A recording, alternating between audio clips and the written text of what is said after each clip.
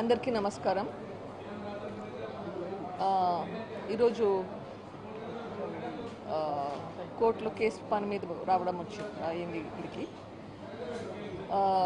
ఈ సందర్భంగా కొన్ని ఇష్యూస్ మీ ముందుకి తేవాల్సింది వచ్చింది. ఒకటి ఫస్ట్ ఇష్యూస్ మొదటిగా పదే పదే షర్మిల కానీ సునీత కానీ ఎవరి ట్రాప్లోనో పడ్డారు, ఎవరి చేతుల్లోనో తోలుబొమ్మలాటలాగా ఆడబడుతున్నారు అన్నట్లుగా మాట్లాడుతున్నారు.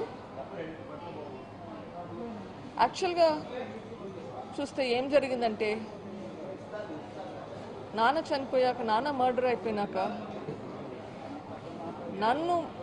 నాతో మీరు ఆడుకున్నారు ఒక తోలుబొమ్మలాటలాగా. అప్పట్లో నేను స్టేట్ ఎలక్షన్ కమిషన్కి వెళ్ళినప్పుడు వెసులుబాటు చేయడంలో మీరు చేసింది కానీ, లేక అప్పట్లో హైదరాబాద్లో ప్రెస్ మీట్ పెట్టించింది కానీ, ఆ ప్రెస్ మీట్లో అవినాష్ గురించి మాట్లాడాల్సింది కానీ, అన్నీ మీరు చెప్పినట్లు చేయాల్సింది వచ్చింది కదా. అప్పట్లో మిమ్మల్ని అంత గుడ్డిగా నమ్మినాను.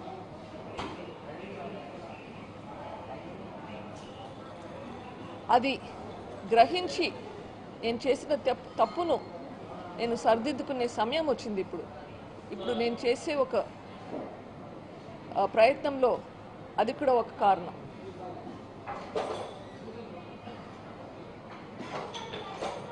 ఇప్పుడు మొన్న రవిమామ ఎమ్మెల్యే గారు, కమలాపురం ఎమ్మెల్యే గారు కూడా ఇదే మాట అంటున్నారు, నేను వాళ్ళ ట్రాప్లో పడ్డానంట.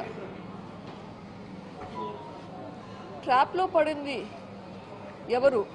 నేను పడ్డాను, ప్రజలు కూడా పడ్డారు ట్రాప్లో. ఎవరినైనా ఒక్కసారి మోసం చేయొచ్చు, పదే పదే మోసం చేయలేరు. ప్రజలను కూడా పదే పదే మోసం చేయలేరు. ఒకసారి మోసం చేశారు. ప్రజలకు కూడా తెలివైన వాళ్ళకు కూడా నిజమేంటి అనేది తెలుస్తుంది, గ్రహిస్తారు.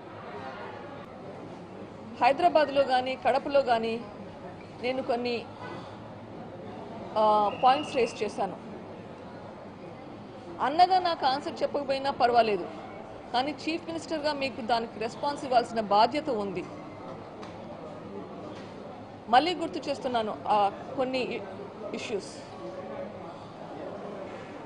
దేవుడికి తెలుసు, కడపలో ప్రజలందరికీ తెలుసు ఎవరు చంపారు అని చెప్పారు.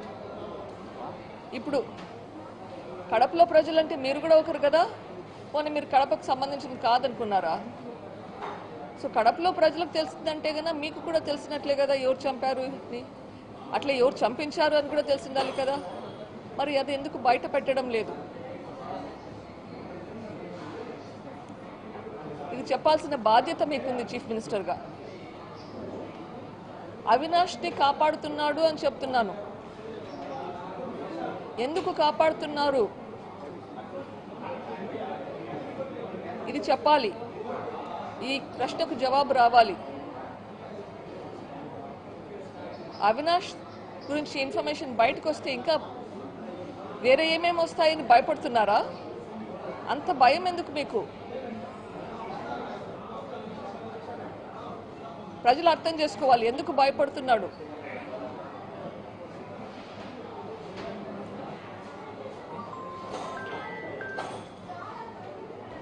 ఈ ప్రశ్నలకు చెప్పాల్సిన సమయం వచ్చింది.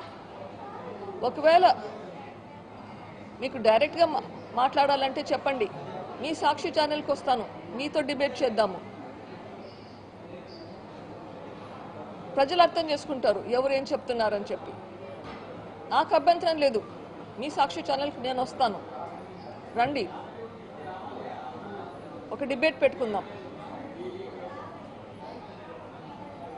నిజానిజాలు బయటకు వస్తాయి.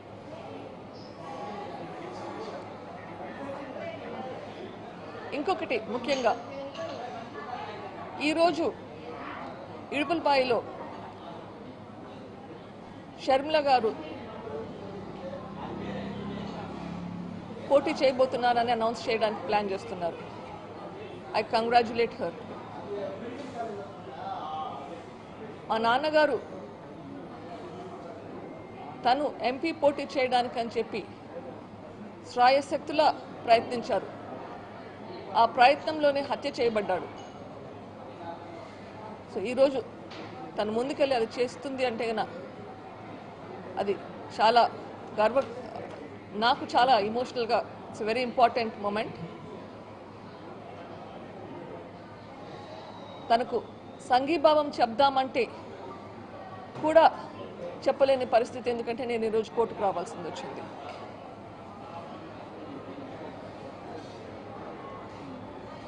పెద్దన్న వైఎస్ రాజశేఖర రెడ్డి గారు చనిపోయినాక మీరు జైలుకు పోయినప్పుడు 2012 సంవత్సరంలో బై ఎలక్షన్స్లో 18 ఎమ్మెల్యేలు ఒక ఎంపీ పోటీ చేస్తే మీరు లేనప్పుడు తను క్యాంపెయిన్ చేసి తను కష్టపడి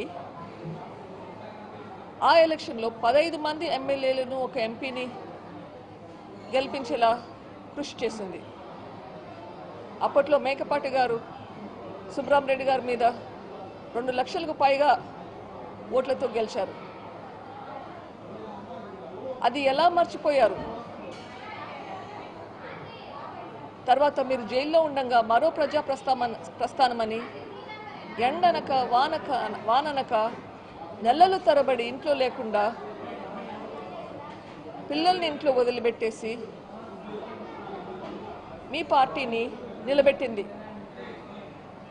కానీ అంత కష్టపడి నిలబెట్టినాక మీరు జైలు నుంచి బయటకు వచ్చాక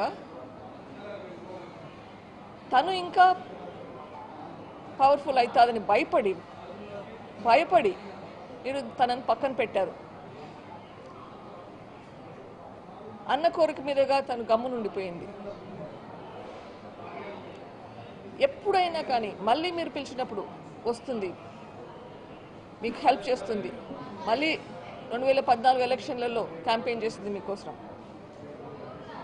2019 ఎలక్షన్లలో బాయ్ బాయ్ బాబు క్యాంపెయిన్ అందరికీ గుర్తుంటుంది. ప్రజల గుండెల్లో బాగా నిలిచిపోయింది. అట్లా క్యాంపెయిన్ చేసి మీ పార్టీని గెలిపిస్తే మళ్ళీ పక్కన పెడతారు. అది మీరు తనకిచ్చింది. ఇవన్నీ గ్రహించి నాన్న తనకి న్యాయం చేయాలని చెప్పి తనని ఎంపీ క్యాండిడేట్గా పెట్టాలని ప్రయత్నించినప్పుడు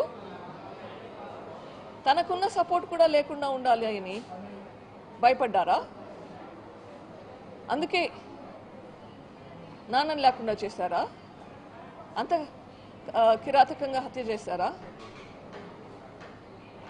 ఇవన్నీ బయటకు రావాలి. నిజమేంటి, ఎందుకు చేశారు?